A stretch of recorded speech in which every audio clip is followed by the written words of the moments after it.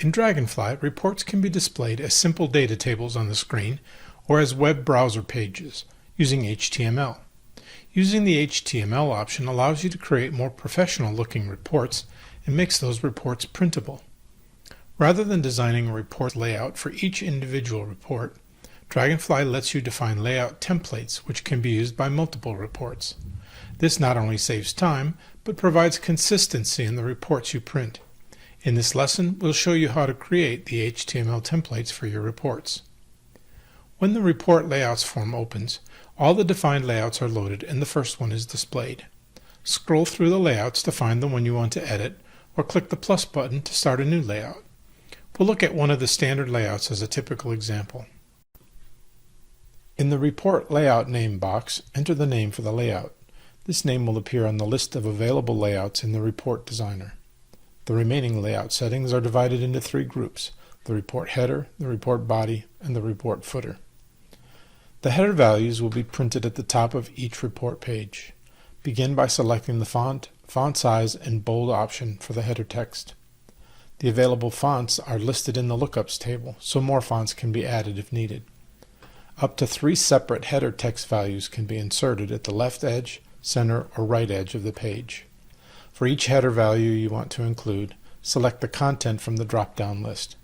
Most of the options listed are values that will be determined when the report is printed, such as page number or date and time.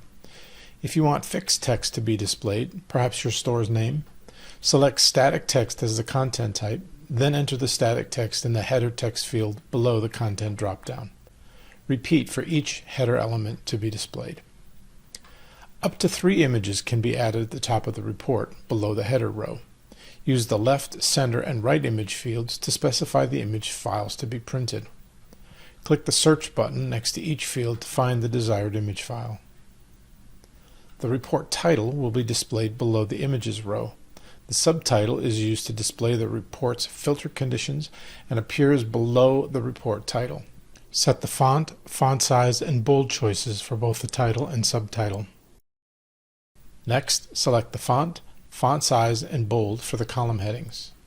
If the report contains data groupings and totals, the group header rows and total rows will be highlighted in color.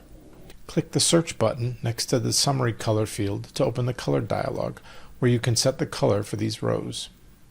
Finally, set the font size, bold, and alignment options for the report's data table. Note that the alignment refers to the position of the table on the page, not the content of the table cells. The grid checkbox determines if the borders are printed in the data table. Uncheck this box to turn off the borders. The footer settings are set in the same manner as the header settings, with the exception that images are not currently supported at the bottom of reports. After you have designed and saved the layout, you can apply it to reports by picking the layout from the HTML layout drop-down on the Report Designer form. When you run a report as an HTML document, the header and footer elements are not shown on the initial screen preview. However, if you click the preview button, you'll get a full preview of the printed page, including the headers and footers. From the preview screen, you can also change between portrait and landscape modes, turn the headers on or off, switch from full page view to full width view, or resize the report contents. From the preview form, you can also open the page setup form, where you can set paper size and margins. Click the print button to send the report to the printer.